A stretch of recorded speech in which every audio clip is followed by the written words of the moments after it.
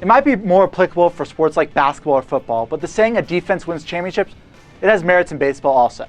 Hi and welcome to another edition of Venom Vision. For ArizonaSports.com, I'm Dave Dolber.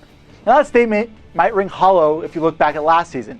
Teams like the Mariners and the White Sox were at the top of the league in defense, whereas the Giants, they won the World Series and were 27th in fielding percentage and 27th in errors committed. But you have to look at the rotation. The Giants had 3 guys last year who struck out 190 batters or more, and another guy who struck out 158. The D-backs in 2013, they don't have that luxury. Sure, Patrick Corbin and Wade Miley throw a lot of strikes, but they're not strikeout pitchers. They're not going to give you 8, 9, 10 strikeouts on a given night. Their strategy, pitch to contact. Let guys field behind them, and they've done just that in 2013. So far, through 46 games, the D-backs have 15 errors on the season, good for second in all of baseball. In addition to that, well, they're second or third in all of baseball in fielding percentage, putouts, and total chances. Look, the thing is, a lot of teams are catalyzed by their pitching, by their offense. For the D-backs, it's the defense that serves the drink. They'll make the sexy web gems plays that make the highlights, but they'll also make the simple plays, the routine ones. And that's important also. Well, let's shift gears and head on over to the Around the Diamond segment, where this week we'll focus on a veteran who's making an impact not only at the plate, but on the field as well. The D-backs made several moves before the regular season began that have proved fruitful so far in 2013.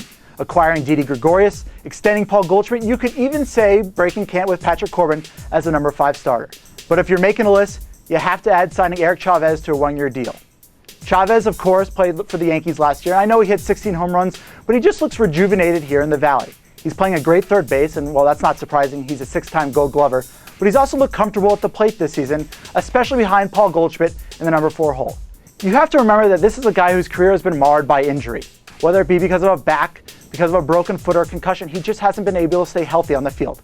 He's not an everyday player now, but if you look at it so far, he's on pace to play over 100 games this season for the D-backs. And arguably most impressive about Chavez, it's his versatility, or giving Kirk Gibson for that matter, versatility with his lineup. Because he's able to plug in Chavez for 3 or 4 days a week at third base, Martin Prado's allowed to play several positions. And then you look at him with his consistency at the plate.